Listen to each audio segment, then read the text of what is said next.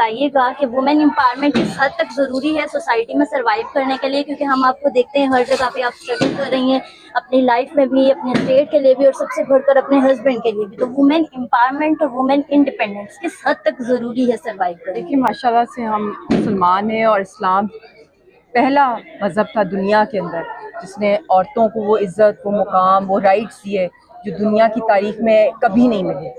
और अल्हम्दुलिल्लाह पाकिस्तान के अंदर ख़वातीन की बहुत इज़्ज़त है, मुसलमान ममालिक में बहुत इज़्ज़त है।